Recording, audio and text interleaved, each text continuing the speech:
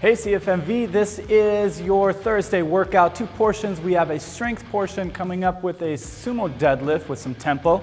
Then you're going to do some heels over a dumbbell after every set. And then your workout, straightforward monostructural, sort of. We've got 150 push-ups. Every time you break your push-ups, you're doing some sort of penalty with the jumping air squat. Let's get at it. Okay, let's talk about your strength portion. So what we're doing here, we're doing 5 sets, 10 reps of sumo deadlifts, and there's a little bit of a tempo to it. Now, I know we generally coach as we hip hinge over, keeping that chest nice and proud and that back nice and flat. And that's where that hip hinge activates that booty. Now, in the deadlift, usually we have our feet a little bit closer, and it's very much more of a hip hinge where our hips are a little bit higher here in a nice flat back. But in a sumo deadlift, it requires our center of mass to get closer, which gives us a more upright chest when we're ready to explode on up. So, bringing that together with our tempo, we're starting our sumo deadlift from the top, proud chest, flat back. We're going to hip hinge over, 3 seconds down. 1, 1,000, 2, 1,000, 3, 1,000. Now, with that 1 second you have, that's going to be long enough pause to bring that center of mass closer, chest up, explode on up, rest for 1, back down for 3 more. 1, 1,000, 2, 1,000, 3, 1,000, rest, fix, explode. All right, so that's what we're looking for. After that, you're going to get one dumbbell, set it off to the side, get yourself down onto the ground, get your heels starting on one side of these dumbbells, and then you're just going to perform 15 over the dumbbell. All right, 15 over the dumbbell. That's all we need from you. Once you're done with that, you're going to perform 5 total sets of everything, 10 and 15. Get after it.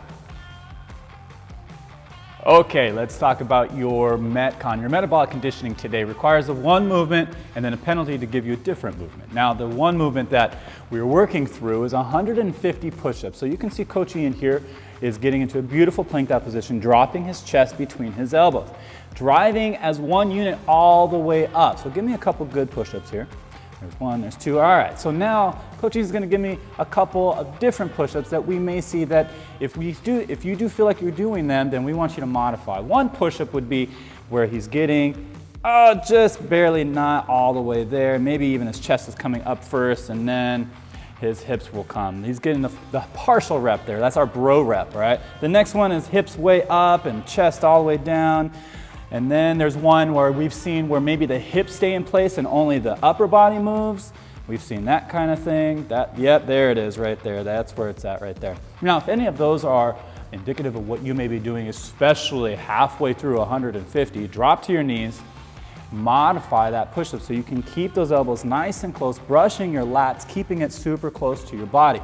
That is what we want to see. Now, that's our push-up. Now, the penalty comes in every time you break. So every time you are doing a set and that was it, and you just broke, now what you're doing is 10 jumping air squats. Get your heels outside your hips or outside your shoulders, and you're just jumping on up, opening the hip all the way up, performing 10 of those.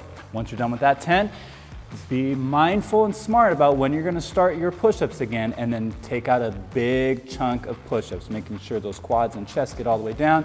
When you break, 10 more jumping air squats all the way to 150. You're doing this for time. We want to see how you did. Post your scores, and we'll see you soon.